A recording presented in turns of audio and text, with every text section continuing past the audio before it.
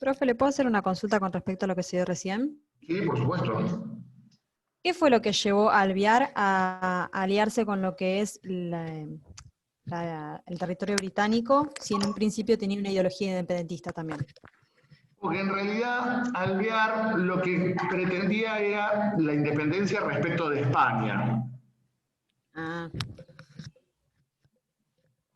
Pero no veía con malos ojos la incorporación de estas tierras al Imperio Británico. Que veremos que ya a la vuelta de la esquina, esto se da en 1813, cuando sea director de Estado en 1815, vamos a ver que durante su gestión hubo un proyecto para incorporar el Río de la Plata como protectorado británico. perfecto. El gran problema que tenía Alvear era que formalmente Inglaterra no podía admitir la incorporación de una de las colonias de su aliado en la guerra contra Napoleón. El gran kit del ajedrez de la política rioplatense en este momento, sobre todo para los sectores que responden a los intereses de la clase alta porteña, será este. Lo que quieren es romper con España. Ahora, si una vez rotas las relaciones con España, le da lo mismo ser argentinos, ser ingleses, ser franceses, ser rusos, ser alemanes, mientras puedan seguir ejerciendo sus privilegios de clase, es decir, detentar el gobierno y sobre todo tener en sus manos los resortes económicos del país. Y en tanto clase comercial, están enteramente vinculados a los intereses comerciales británicos. Vamos a ver que esta es una cuestión que irá verificándose permanentemente, sobre todo durante el surgimiento de la Argentina como Estado independiente hasta la Segunda Guerra Mundial. Este país como un productor de materias primas para precisamente los ingleses y un vínculo comercial privilegiado con los ingleses. Y vamos a ver que siempre que han gobernado los partidos de clase, los partidos de lo que yo llamo la clase vecinal porteña, que luego se verán reflejados en el Partido Unitario, que luego se verán reflejados en el vitrismo, que luego se verán reflejados en la generación del 80, que luego se verán reflejados en la década infame. Siempre gobernaron aliados entre sus intereses económicos y los del Imperio Británico. Mientras que veremos que los gobiernos de corte popular, o los proyectos de corte popular, el artiguismo, el Partido Federal, el irigoyenismo, el peronismo luego, trataron de romper esa dicotomía y esa estructura colonial, sobre todo de la economía argentina, en la cual la independencia no solamente debía ser política, sino también económica. Lo que vamos a ver durante estos primeros años de vida independiente es a una clase dominante que pretende usufructuar sus privilegios y sobre todo la ubicación geográfica privilegiada en Buenos Aires con su puerto que les da salida al comercio ultramarino, asociado a los intereses financieros y económicos británicos. Esa alianza veremos que recién se romperá como consecuencia del colapso del Imperio Británico luego de la Segunda Guerra Mundial, cuando se reacomoda el tablero de ajedrez de la política internacional y el Imperio Británico declina como principal potencia comercial. Pero en ese sentido, Alvear es un representante de esta clase, Alvear, Rivadavia, Mitre y compañía responden a este esquema de pensamiento. Una Argentina completamente agropastoril y vinculada al comercio británico. Y obviamente, como es un partido de clase y que desprecia al pueblo, vamos a ver que en determinados proyectos constitucionales pusieron cláusulas de este tipo para restringirle el voto a las clases populares, o lisa y llanamente luego debieron valerse del fraude para poder mantenerse en el gobierno.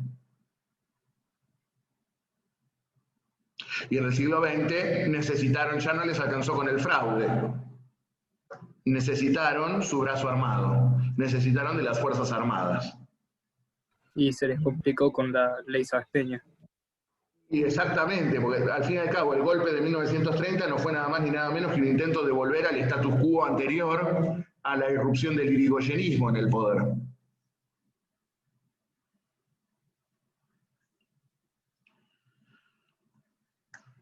¿Alguien tiene alguna pregunta más?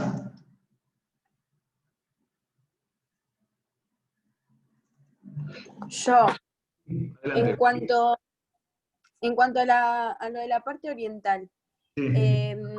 Artigas para ingresar a la Asamblea propone esos derechos. Digamos, esto es lo que plantea allí, en el Congreso Oriental. Dice, bueno, la Asamblea, no tenemos que reconocer nosotros primero a la Asamblea, que la Asamblea nos reconozca a nosotros como pueblo soberano integrante de las Provincias Unidas. La otra cuestión es cuántos diputados nos corresponde llevar a la Asamblea. Y obviamente ya comenzar a definir la idea de un gobierno propio. En efecto, Artigas va a plantear dos opciones allí. Tenemos dos opciones. O reconocemos a la Asamblea por simple acatamiento, por un acto de obediencia reconocemos la soberanía de la Asamblea. O ingresamos a la Asamblea a través de un pacto de unión con las demás provincias hermanas.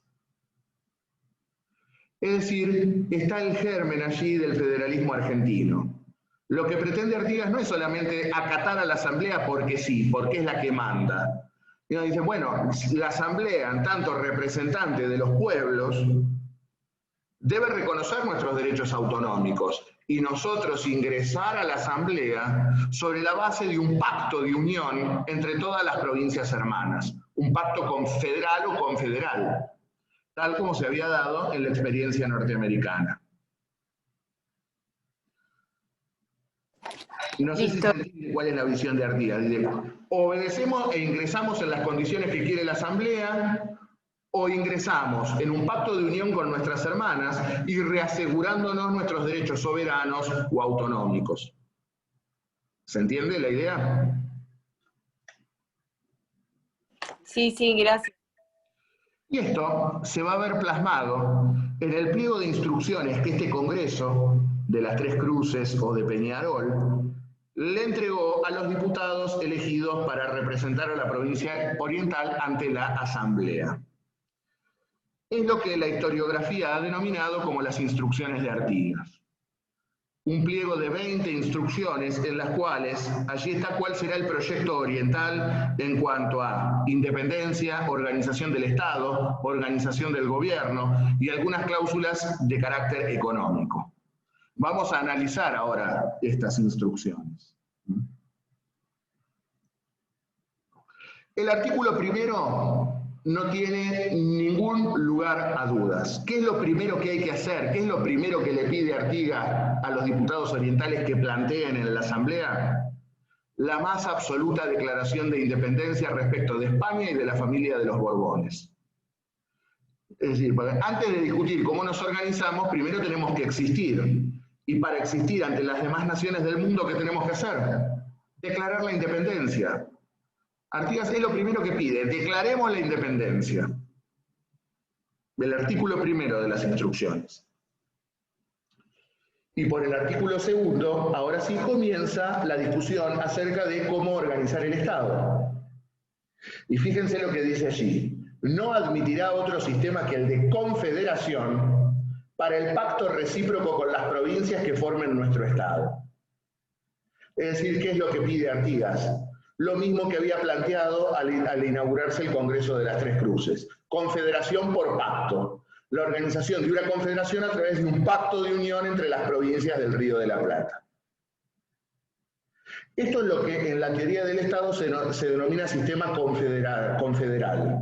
La unión de estados libres, soberanos e independientes a través de un tratado o pacto de derecho internacional, a través del cual se ligan para llevar a cabo determinadas políticas comunes. Esto es lo que plantea Artigas, un pacto de unión entre las provincias hermanas. ¿Vamos hasta acá?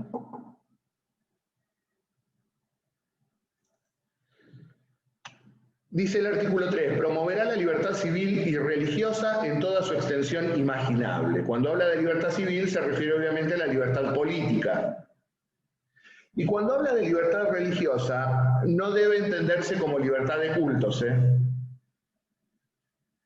No estaba en el pensamiento de Artigas, no formaba parte del pensamiento político de la época, la libertad de cultos.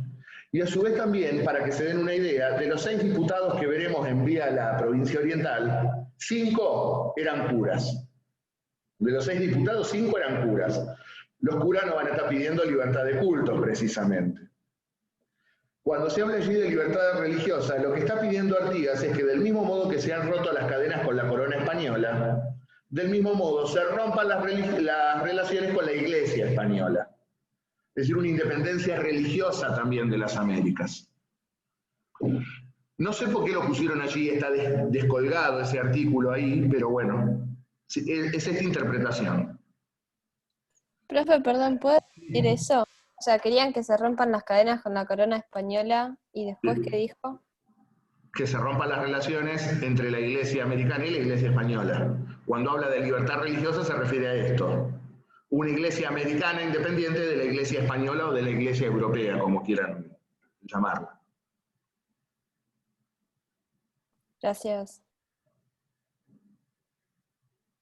Luego dice allí, artículo 4, como el objeto y fin del gobierno debe ser conservar la igualdad, libertad y seguridad de los ciudadanos y de los pueblos, cada provincia formará su gobierno bajo esas bases, a más del gobierno supremo de la nación.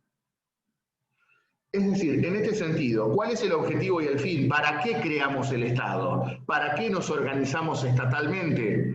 Para la protección de la igualdad, de la libertad y de la seguridad de los ciudadanos. Los 3 derechos naturales que se reconocen allí: igualdad, libertad y seguridad.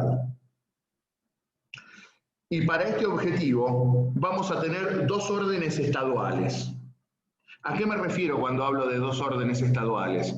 Por un lado, un gobierno nacional, federal o central, como quieran llamarlo, y por otro lado, los estados locales, los gobiernos provinciales, los estados provinciales. Es decir, por un lado la nación, el Estado nacional, y por otro lado, estados locales. A estos 2 órdenes me refiero cuando hablo de 2 órdenes estaduales. Un Estado nacional y estados provinciales o locales.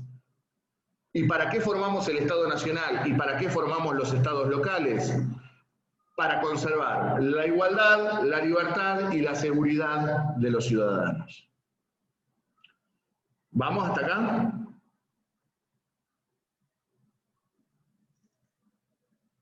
El artículo 5 y el artículo 6 tienen que ser estudiados conjuntamente.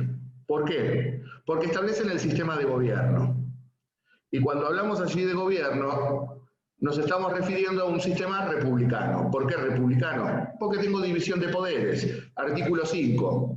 Tanto el Estado nacional como los estados provinciales tendrán poder legislativo, poder ejecutivo y poder judicial.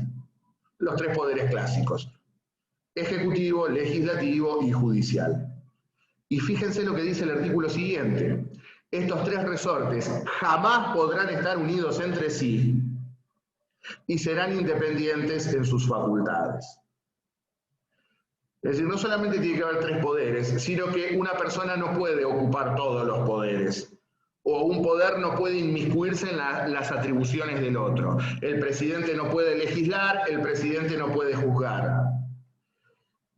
El Congreso no puede administrar y el Congreso no puede juzgar. El Poder Judicial no puede legislar y no puede administrar. Cada poder tiene su cometido y los demás no pueden interferir en las atribuciones del otro. Pues nunca podrán estar unidos entre sí y serán independientes. La más plena y estricta separación de poderes.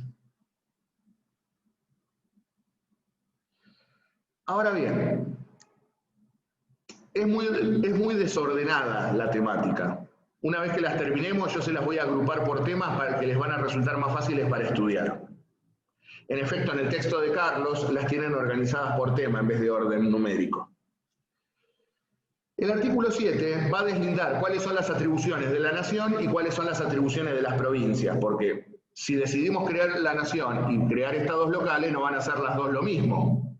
Tiene que haber una diferenciación de competencias. En consecuencia, el gobierno supremo, es decir, el Estado Nacional, tendrá en sus manos los negocios generales del Estado. El resto es peculiar del gobierno de cada provincia. Lo principal, lo más trascendente, lo general para la nación. Lo que es particular de cada provincia, obviamente le corresponde a los estados locales. Todavía no nos define muy bien qué hace cada uno, porque es bastante vaga la definición, ¿no? Lo general para la nación, el resto para las provincias. Pero lo dirán los artículos subsiguientes. El 8 y el 9 los salteo porque son cuestiones referidas a los límites de la provincia oriental, no nos interesa aquí. Pero fíjense, sobre todo vamos primero al artículo 11. Dice que esta provincia retiene su soberanía, libertad e independencia. Todo poder, jurisdicción y derecho que no es delegado expresamente por la Confederación a las Provincias Unidas juntas en Congreso. Esta cláusula es un antecedente directo del actual artículo 121 de nuestra Constitución. El artículo 121 de nuestra Constitución reza que las provincias se reservan para sí todo el poder que no le han delegado a la nación. En consecuencia, las competencias provinciales son por exclusión. ¿Qué es lo que le corresponde hacer a la nación? Todo aquello que las provincias específicamente le delegaron. Todo aquello que no le delegaron, todo aquello que las provincias no le dieron a la nación, se supone que se lo han reservado para sí mismas. Para explicarlo gráficamente en nuestros términos actuales. ¿Qué es lo que puede hacer la nación hoy en día? En la Constitución de hoy, para que lo entiendan. Artículo 75, atribuciones del Congreso de la Nación. Artículo 99, atribuciones del Poder Ejecutivo. Artículo 116 y 117, atribuciones del Poder Judicial de la Nación. Es decir, esto es lo que las provincias le delegaron expresamente a la nación y solamente pueden hacer lo que está dentro de ese ámbito de competencia. Todo aquello que las provincias no le dieron expresamente a la nación, se lo han reservado a las provincias para sí mismas. ¿Se entiende cuál es la idea? El Estado Nacional, Federal o Central, como quieran llamarlo, solamente tiene mandato para actuar en aquellas materias que las provincias específicamente le han delegado a través de la Constitución, obviamente. Como diría Jorge Reinaldo Banossi, la Constitución no es nada más ni nada menos que una norma de reparto de competencias, que le corresponde a la nación y que le corresponde a las provincias. A la nación le corresponde todo aquello que se le ha delegado expresamente. Todo aquello que no se delegó, las provincias se lo reservaron para sí mismas. ¿Se entiende cuál es la idea? ¿Sí? Profe, las provincias igual de todas formas tenían que delegar las mismas responsabilidades a lo que es el orden principal, porque si no de todas formas sería como que cada orden principal tendría que responder a cada provincia diferente. Para eso la organización constitucional, para que no haya conflicto de competencias. Perfecto. Y luego, ahora retomamos el artículo 10, dice, esta provincia, por la presente, entra separadamente en una firme liga de amistad con cada una de las otras, para su defensa común, seguridad de su libertad y su mutua y general felicidad, obligándose a asistir a cada una de ellas, a cada una de las otras, contra toda violencia o ataques hechos sobre ellas o sobre alguna de ellas por motivo de religión, soberanía, tráfico o algún otro pretexto, cualquiera que sea. Es decir, ¿para qué las provincias se unen? ¿Para qué las provincias crean un Estado nacional? para asistirse mutuamente ante cualquier ataque exterior, cualquiera que éste sea, por cualquier motivo que sea, y a su vez también para generar una defensa común, como dice allá, asegurar la libertad del Estado, dice, mutua y general felicidad de los pueblos. Esto de la felicidad era muy común en la filosofía política norteamericana. Se supone que de allí lo ha sacado el texto de las instrucciones. Y está vinculado precisamente a la filosofía empirista y utilitarista propia de los anglosajones, obviamente heredada por los norteamericanos del periodo de colonización inglés. Pero entonces, reiterando, ¿para qué organizamos el Estado Nacional? ¿Para qué nos unimos? Para asistirnos mutuamente contra cualquier ataque, cualquiera que éste sea, y para asegurar una defensa común, para asegurar la libertad del Estado y la mutua y general felicidad del pueblo. Para eso creamos y organizamos un Estado federal o confederal o nacional. ¿Vamos hasta allí?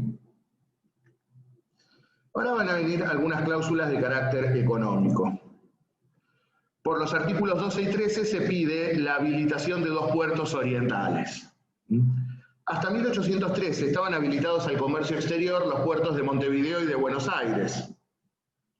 Pues bien, allí se pide la incorporación o que se habiliten al comercio exterior los puertos de la Colonia, lo que hoy es Colonia, lo conocen como Colonia del Sacramento, y Maldonado. Maldonado, para que se ubiquen geográficamente, es donde está emplazada Punta del Este. Todavía no era el balneario cheto que soy Maldonado en ese momento. El artículo 14 también es de carácter económico. Y lo que va a tratar de hacer es crear una de las cuestiones más importantes hoy para la configuración de un Estado moderno. Además de, como saben ustedes, un Estado debe tener territorio, población, orden jurídico y poder. Hoy, la moderna teoría del Estado también sostiene la necesidad de contar con un espacio económico común, a efectos de desarrollar las potencialidades productivas. Y precisamente, ¿cómo hacemos para consolidar un espacio económico común? Consagrando la libre circulación de mercaderías dentro del territorio. Como dice allí, que ninguna tasa o derecho se imponga sobre artículos exportados de una provincia a otra, ni que ninguna preferencia se dé por cualquier regulación de comercio o renta a los puertos de una provincia sobre los de otra. Ni los barcos destinados de esta provincia a otra serán obligados a entrar, anclar o pagar derechos en otra. Es decir, libre circulación de personas, de mercaderías y a su vez también de los elementos en los cuales se transportan las personas y las mercaderías dentro del territorio argentino. Sí, consolidar un espacio económico para las provincias unidas. Algo producido en Jujuy no tiene que pagar impuestos para entrar a Salta. Algo producido en Entre Ríos no debe pagar para entrar a la provincia oriental. Y algo que producido en la provincia oriental no tiene que pagar derechos para entrar en Buenos Aires. Es decir, dentro del territorio argentino, libre circulación de personas y de mercaderías. Se afora para salir del país lo que es la aduana exterior, los derechos de exportación, o la producción extranjera para ingresar, derechos de importación. Pero lo producido dentro del país circula libremente por el territorio. Con lo cual, si ustedes se fijan, dice ninguna tasa o derecho. ¿Con qué lo relacionarían hoy en día?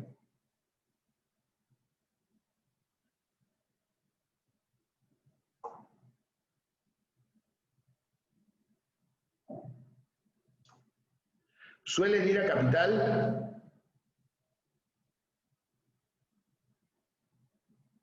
¿Qué hay a la altura de Hudson?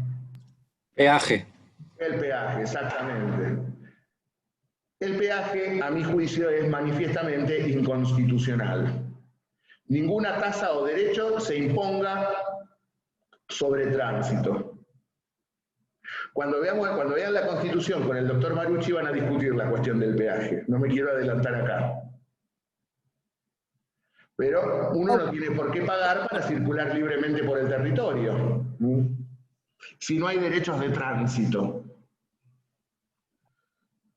Sin embargo, van a ver ustedes, la Corte Suprema de Justicia de la Nación lo ha reconocido constitucional. La Corte te dice, bueno, pero mientras tengas una ruta alternativa, esto es perfectamente válido. Claro, no te dicen que la ruta alternativa está toda poseada, está asfaltada, te quedaste con el auto, empezás a rezar. Pero bueno, lo que tiene que quedar claro es que hay libre circulación de personas y de mercaderías. El 15 lo salteamos porque es lo que establece lo que se hace con los bienes intestados, una cuestión del derecho sucesorio que no nos interesa aquí. Y una cuestión que está relacionada con los órdenes estaduales. Si tengo un Estado nacional y tengo estados locales, ¿cuántos órdenes constitucionales voy a tener? También 2 órdenes constitucionales. Una constitución para la nación y constituciones locales o provinciales. Como dice allí, que esta provincia tendrá su constitución territorial y que ella tiene el derecho de sancionar la general de las Provincias Unidas que forme la Asamblea Constituyente. Es decir, cada provincia colabora en la sanción de una constitución nacional y cada provincia dicta para sí su propia constitución. Creo que esto no ofrece mayor dificultad. El artículo 17 y el 18 deben ser estudiados conjuntamente. Esto está sacado del derecho norteamericano, donde se veía con malos ojos que existiera un ejército permanente en tiempos de paz. Se temía que los ejércitos permanentes podían usurpar los derechos de los pueblos. ¿Cuánta razón tenía Artigas a la luz de lo que fue la historia argentina del siglo XX? ¿Cuántas veces el ejército usurpó los derechos del pueblo? Ahora, frente a la inexistencia de un ejército permanente, ¿qué es lo que se faculta? Que cada provincia levante sus propias milicias. Las que habían sido las grandes protagonistas de la Reconquista en 1806 y en 1807, y también protagonistas de las Jornadas de Mayo de 1810. Milicias populares. Y fíjense qué importante el 18. El despotismo militar será precisamente aniquilado con trabas constitucionales que aseguren inviolable la soberanía de los pueblos. Fíjense el pavor que le temían a los ejércitos usurpadores de los derechos del pueblo. Un visionario Artigas en esto. Máxime cuando el domingo, no sé si saben ustedes, se cumplieron 90 años del derrocamiento de Hipólito Yrigoyen a manos del general José Félix Uriburu, iniciándose 70 años de inestabilidad institucional en el país. Fíjense qué importante haber tenido cláusulas de este carácter como las de Artigas. Y el artículo 19 y 20 son muy simples. El 19 dice que la capital tiene que estar en cualquier lugar menos en Buenos Aires. Capital en cualquier lugar menos en Buenos Aires. Y por último, algo que ya a esta altura queda clarísimo, que el gobierno iba a ser republicano. Si ya el artículo 5 nos imponía separación de poderes, que no pueden estar unidos y deben ser independientes entre sí, claramente iba a tener una república. Estas son las 20 instrucciones de Artigas. Ustedes las pueden estudiar así por orden numérico, para cuando lleguen a la tercera ya las van a querer revolear, o pueden agruparlas por tema, que por ahí hace más ágil y más fácil el sistema. Por ejemplo, ¿qué es lo primero que hay que hacer? Declarar la independencia. Una vez que declaré la independencia, ¿cómo organizo el Estado? Pues bien, confederación por pacto. Y va a haber un Estado nacional y estados locales o provinciales. Se va a dictar una constitución nacional y cada provincia va a dictar para sí su propia constitución. ¿Para qué organizamos el Estado nacional o confederal? Para asegurar la libertad, la independencia y la seguridad de los pueblos y de la felicidad de los pueblos. Y para ejercer una defensa común frente a todo ataque exterior, cualquiera que sea el motivo. ¿Cómo distribuyo las competencias? A la nación le corresponde los asuntos de interés general y a las provincias los de orden singular. Y las provincias conservan todo el poder que no le delegan a la nación a través de esta confederación. Y ahí tenemos los artículos referidos a forma de Estado, al cual podríamos agregar, si quieren, que la capital tenía que estar en cualquier lugar menos en Buenos Aires. Tengo organizado el Estado. Bueno, ¿cómo organizo el gobierno? República. ¿Cómo va a estar formada esa república? Por 3 poderes: ejecutivo, legislativo y judicial. Y estos no pueden estar nunca juntos entre sí. Y luego, recuerden, las cláusulas de carácter económico, la habilitación de los puertos, la libre circulación de mercaderías por todo el territorio, la facultad de las provincias de levantar milicias, pero evitar el despotismo militar con trabas constitucionales, y por último, aquello de garantizar la más amplia libertad civil y religiosa. Se las pueden agrupar de esa forma las instrucciones para su estudio. No sé si tienen alguna pregunta con respecto a estas instrucciones. Profe, lo del despotismo ilustrado no me termina de quedar claro qué sería. Pero no Lo del habla, despotismo ilustrado. pero no habla del despotismo ilustrado en las instrucciones. El 18 Habla habías de hablado evitar, algo de habla de trabas evitar el constitucionales. despotismo, Por ahí esa parte no había entendido. 18. habla de evitar el despotismo militar. Despotismo militar. Por eso, ¿qué vendría a ser eso? Es todo lo que acabo de decir recién, de evitar que el ejército usurpe los derechos No, del no, pueblo. sí, pero el despotismo ilustrar, claro. Pero me refiero a tipo golpe de Estado, evitar eso. Y claro, por eso, evitar el Bien. mantenimiento de un ejército permanente para que se produzcan golpes de Estado y formar Genial. milicias populares. Buenísimo. No, gracias. ¿Alguna otra duda? A mí no me quedó claro, todas estas instrucciones se supone que son para los diputados, para que los diputados de la provincia oriental las presenten en la asamblea. Sí, exacto.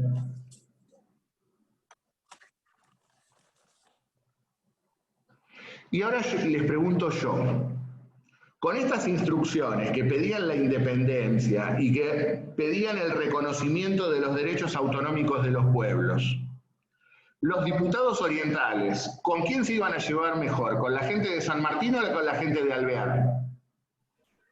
Con la de San Martín. La de San Martín. Exactamente. ¿Y saben una cosa? Si se hubiesen incorporado a la asamblea los diputados orientales, lo más probable es que hubiesen hecho mayoría con los diputados de San Martín y quizás en 1813 hubiésemos tenido independencia. Ahora, ¿qué pasa? El bando alvearista no podía aceptar quedar en minoría en la asamblea. En consecuencia, cuando se presenten los diputados orientales, no van a permitir que se incorporen a la asamblea. Acá es cuando dicen que no están elegidos legítimamente, ¿no? Exactamente. Nosotros esto lo podemos lo podemos analizar desde 2 puntos de vista. Desde el punto de vista formal, que es el que usó la asamblea, o desde el punto de vista político. El punto de vista político es claro. La mayoría alvearista no quería que se incorporaran los diputados orientales porque le darían la mayoría al grupo de San Martín. Por lo tanto, para impedir quedar en minoría, le impiden el ingreso a la asamblea. Ahora, ¿cuál es la excusa formal que emplea la asamblea para denegarle el pedido a los diputados orientales? Que no habían sido elegidos de conformidad con el decreto de octubre de 1812. El decreto que hoy mencioné establecía que debían elegirse 4 diputados por la capital Buenos Aires, 2 diputados por cada capital de provincia y 1 por cada ciudad con cabildo. Si ustedes recuerdan, hoy cuando les mencioné qué es lo que plantea Artigas al Congreso de las Tres Cruces para qué postura adoptar frente a la Asamblea, una de ellas era cuántos diputados le correspondían a la provincia oriental de acuerdo a sus viejos derechos.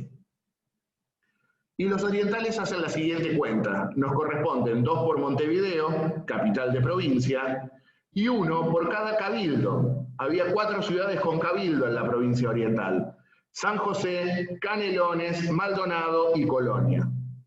1 por cada cabildo, son 4 cabildos, 4 diputados, más los 2 de Montevideo, 6. Es decir, el Congreso de las Tres Cruces considera que a la provincia oriental le corresponden 6 diputados. Cuando presentan sus pliegos ante la Asamblea, ¿qué es lo que dice la Asamblea? A nosotros nos corresponde, a ustedes, perdón, le corresponden solo los 2 de Montevideo. Desconoce la existencia de los cabildos orientales. Y este es el motivo por el cual los diputados orientales son rechazados de la Asamblea.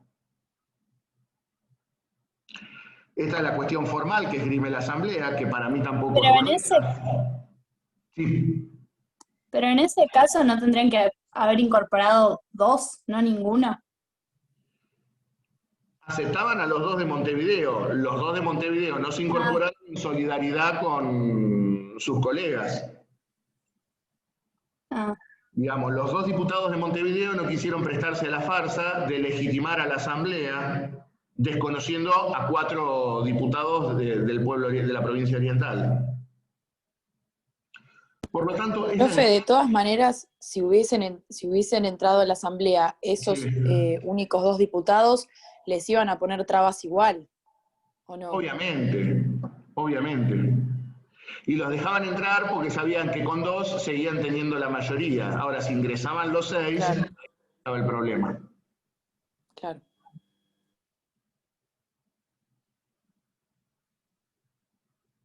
Ese fue el motivo real del rechazo de los diputados orientales.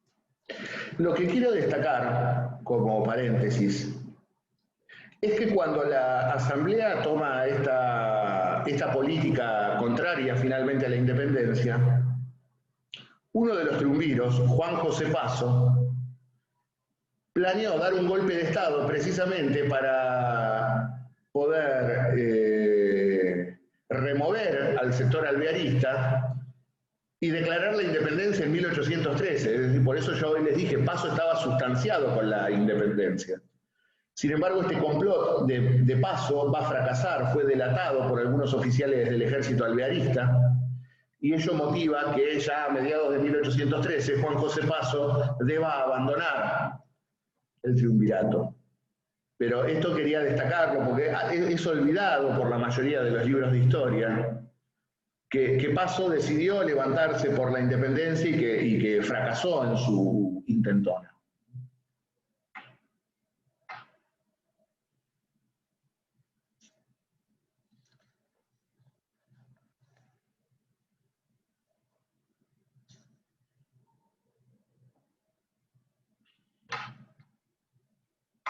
¿Alguna pregunta? Para leer esto, ustedes tienen el texto pelado de las instrucciones subido tanto a cátedras virtuales como al Google Classroom. Y también tienen un texto de Washington Reyes Abadi sobre las instrucciones, que es un historiador oriental. Y también están, como ya les dije, están desarrolladas en el trabajo de Carlos, en breves nociones de historia constitucional. Cualquiera de donde lo tomen es válido, lo pueden estudiar de allí sin ningún tipo de problemas. Profe, esto es todo de la bolilla 2, ¿no? Sí. Estamos en el último punto de la bolilla 2. Que ahora, en los 40 minutos que nos restan, voy a terminar la bolilla con algo que he dejado pendiente. Del primer triunvirato, como son los decretos de libertad individual, de seguridad individual y libertad de imprenta, que introducen al Río de la Plata en el moderno sistema de derechos y garantías constitucionales. y que son antecedentes de los actuales derechos y garantías consagrados en nuestra Constitución Nacional. Ya queda menos de un minuto. Si quieren, descansamos un cachito y nos volvemos a conectar en 5 minutos más o menos, ¿les parece? Perfecto.